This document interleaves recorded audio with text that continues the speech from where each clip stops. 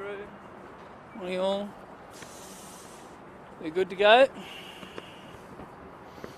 I'm just surprised any of you turned up. Thought you'd all be getting ready for Harry Styles.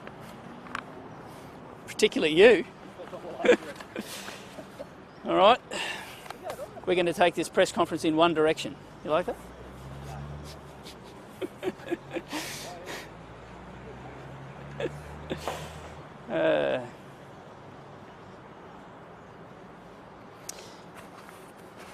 Testing 1, 2, 1, 2. David Crisafulli with Brent Mickelberg. We might do this in two parts. First, I want to make some comments about this data, and then we will talk about some of the law and order issues. But I'll just start by saying new data revealed today shows the depth of the Queensland health crisis, and it shows its stubbornness over a decade of inaction from this government. Decade of decline. A decade of December figures that show a deterioration month on month, year on year. And the government seeks to blame everything else every time they stand up for the poor performance of Queensland health.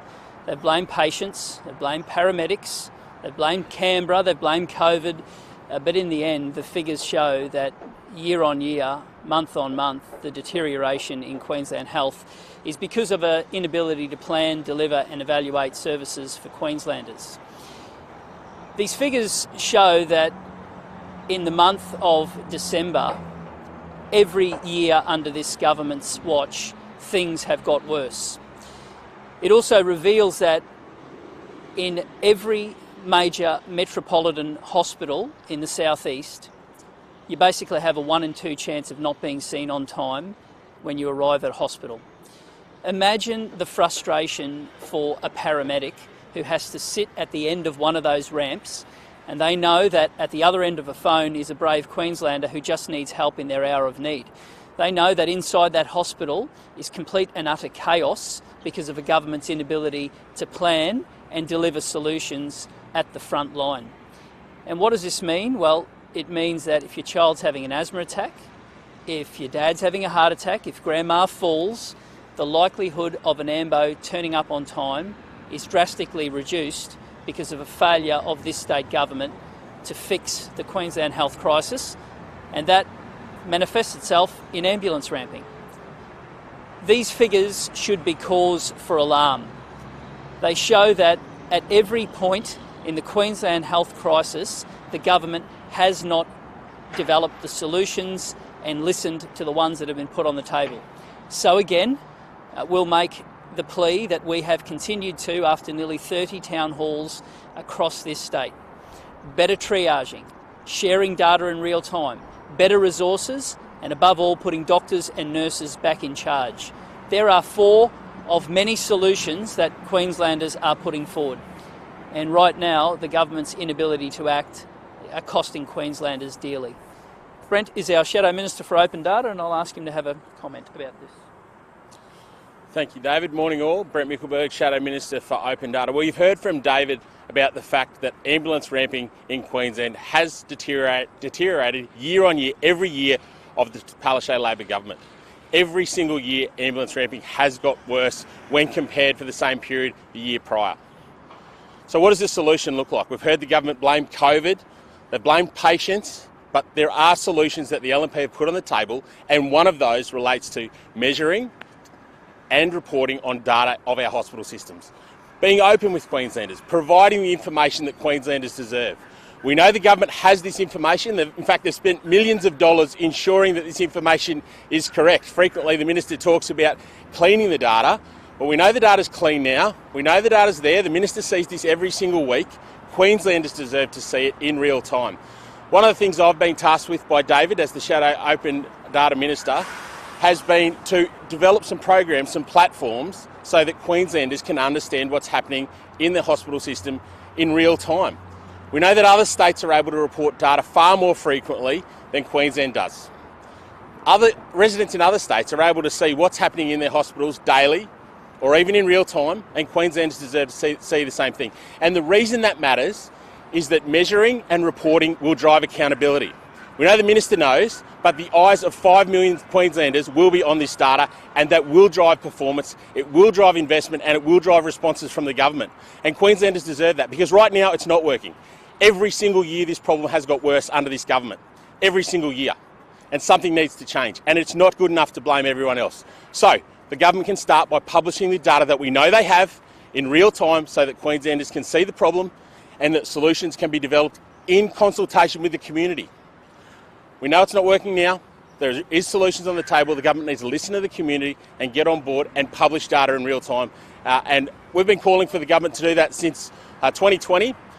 They've chosen not to. In fact, they've changed the reporting time frame in that period back to quarterly when it was previously monthly. So they've actually got less frequent. What we'd like to see is the government to get on board with these sensible solutions that will help drive accountability and change. I'll hand back to David. Thank you, Brent. Over to you. David, the government says they have been improving a little bit since obviously the highs during the COVID waves. Do you see any improvement yourself at all? The worst in the nation, and that's not the way that Queenslanders want to be known for their health system. That's not the way the staff want to be known. The figures paint a tale of woe, and the government can try every form of defence and deflection and attack, but in the end it just shows a trend month on month of deterioration on every major metric. On ambulance ramping, on elective surgery, on the outpatient list, month on month, year on year, a deterioration. And at 41%, that remains the worst in the nation. And when almost every major hospital in the southeast is 50% or greater, is it any wonder Queenslanders are just shaking their head and demanding answers? There's always been plenty of finger pointing with the ambulance ramping between state and federal counterparts. But how much of a role do you actually think what we're seeing happen with Medicare is impacting on ramping sort of broadly? It's a big part, Tim, and I was prepared to say that when the government in Canberra was on the same political persuasion as me, and I'm prepared to say it now that it's a Labor government in Canberra. They have a role to play. The problem in Queensland is before the federal election, if you listen to the state government, that was the only reason there was a crisis, is that we didn't get 50-50 health funding. Well, it's been nearly a year and the government's gone completely silent on it. It's almost as though because their mates are in charge of the lodge, well, we can't run criticism of Canberra now. That's an absurd approach. We should be on Team Queensland. It doesn't matter what side of politics we are, we should be there for Queenslanders. And my call to the government is, this was a big issue before the last federal election, make it a big one now, because that is one part of the jigsaw puzzle. But in the end, every state has the same funding constraints that need to be fixed, but only one state has the ambulance ramping that is the worst in the nation, and sadly that is Queensland. And I'm not comfortable with that as a proud Queenslander. In terms of obviously law and order and the legislation, the income legislation, which is the committee process start, you obviously called a lot to see the legislation. Now that you have seen it, are you moving any amendments, and what do you think? We will be, and we flagged one of those early. And I might just, before I get onto that, I might make the announcement that we'll be calling an urgent shadow cabinet meeting in Townsville on Thursday this week. I'll be flying up tomorrow and we will be spending 5 days in the region, and I'll be listening to locals on the ground. I'm looking forward to spending some time with Queensland Police Service. I'll be looking forward to spending some time with people who run some of the outreach services, listening to everyday Queenslanders. There is no doubt that Townsville is where it all started. When the laws were watered down, it was Townsville that was the first community that cried out for help, and the government didn't listen. So in answer to your question, you bet we will. But my style is not to knock back things. My goodness. For those of you playing at home, we just lost an umbrella and an eye.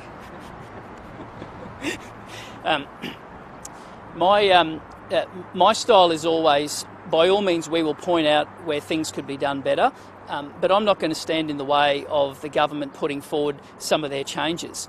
There are all manner of Queenslanders from all sides of the political spectrum who are pointing out the failures of what has been proposed. And if the government had listened, we could have been ironing these out 6 weeks ago. But for a month and a half, the government refused to recall Parliament. For a month and a half, they refused to show legislation. And now, because of this internal squabble and this trade-off and this late movement of policy, the legislation has gone to a committee. And whilst it's only for a very, very brief window, it's given an opportunity for Queenslanders to have the say that they should have 6 weeks ago. And one by one, Queenslanders who are in all different places in the youth justice space are pointing out the absurdities of the laws. Now, despite the commentary on the effectiveness of lifting maximums, despite all of the contrary views on many of the different points, I'm not going to stand in the way of anything that can take even the smallest step forward to help Queenslanders. But there are three things that the government must do if they are serious about fixing youth crime. Embed consequences for action in the Youth Justice Act, free up the judiciary, unshackle their hands, and let's get serious about gold standard early intervention. They're three things that the government aren't talking about. And I've been speaking about consequences for action for a long time, despite all the criticism about breach of bail, which, because of some last-minute trade-off, the government eventually agreed to. But that's only one part of it. And whilst detention remains a last resort, you are effectively shackling the judiciary from doing their job. You are putting a provision that stops the law being held to its full extent. And whilst we are dancing around the edges of getting serious about early intervention and rolling out gold standards, doing a proper audit from the Auditor General, nothing will change in Queensland. It is the same kids committing the same crime. The only thing that changes is which Queensland family gets their life ripped apart tonight, night on night. And it's got to stop. And it'll only stop if the government listens and fixes the Youth Justice Act that they watered down 8 years ago. So that'd be two of your amendments. Will they removing the detention as a last resort and calling for the Auditor General to do that in order? Is that two amendments? As well as removing detention as a last resort and breach of bail, which was our original policy. But I'll make this point. Those three things are the amendments. Are there further amendments or just those three? We will, ahead of the next election, we'll be listening and we'll be putting forward a whole suite of measures. I just think that there are a couple of simple things the government could adopt immediately. Now, the last time we were here, and you'll remember following the tragedy in the Redlands, we saw the government introduce a whole heap of so-called reforms. It was version 8 of whatever X-point plan it was, and we looked at that legislation and we said, there are many things here that won't work. One of them is GPS trackers, and we looked at the legislation and said there are just too many loopholes that they won't end up getting fitted. Well, fast forward nearly 2 years and less than 10 have been fitted. Now, despite that, we didn't conduct ourselves in a way that people would normally expect an opposition to, and we said we won't stand in the way. We pointed it out. We would have loved the government to listen. They didn't. And I'll do the same here this time around. I look at parts of this legislation, including the engine immobilisers, and I just think to myself, I just can't see how this is going to roll out in practice. Now, I'm not going to be petulant. I'm going to give it every chance for the government to put forward what it believes can work. But I wish they would do the same and listen to Queenslanders and listen to us.